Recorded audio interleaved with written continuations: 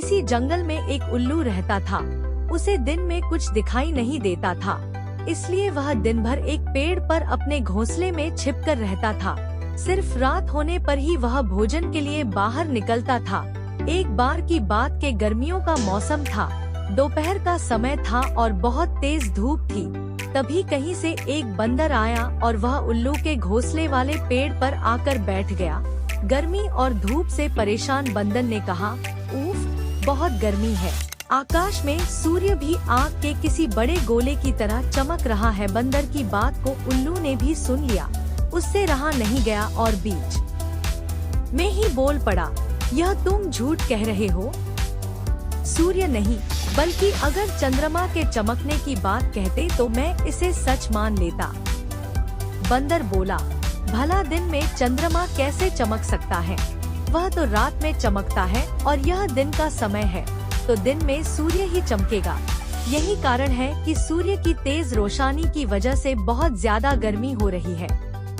उस बंदर ने उल्लू को अपनी बात समझाने का बहुत प्रयास किया कि दिन में सूरज ही चमकता है, चंद्रमा नहीं। लेकिन उल्लू भी अपनी ही जिद पर अड़ा था। इसके बाद उल्लू ने कहा, चलो हम दोनों मेरे एक मित्र के पास चलते हैं, वही इसका निर्णय करेगा। बंदर और उल्लू दोनों एक दूसरे पेड़ पर गए। उस दूसरे पेड़ पर उल्लुओं का एक बड़ा झुंड रहता था। उल्लू ने सभी को बुलाया और उनसे कहा कि दिन में आकार में सूर्य चमक रहा है या नहीं, यह तुम सब मिलकर बताओ।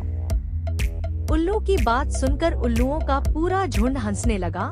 वह बंदर की बात का मजाक उड़ाने लगे। उन्होंने कहा, नहीं, तुम बेवकूफों जैसी बात कर रहे हो। इस समय आकार में तो चंद्रमा ही चमक रहा है और आकाश में सूर्य के चमकने की झूठी बात बोलकर हमारी बस्ती में झूठ का प्रचार मत करो। उल्लुओं के झुंड की बात सुनने के बाद भी बंदर अपनी ही बात पर अड़ा हुआ था, जिस देखकर सभी उल्लू गुस्सा हो गए और वे सारे के सारे बंदर को मारने के लिए उस पर झपट पड़े। दिन का समय था और उल्लुओं को कम दिखाई दे रहा था, इसी वजह से बंदर वहां से बचकर भाग निकलने में कामयाब हो गया और उसने अपनी जान बचाई। कहानी से सीख।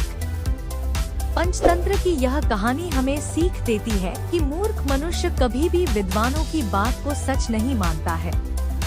ऐसे मूर्ख लोग अपने बहुमत से सत्य को भी असत्य साबित कर सकते हैं।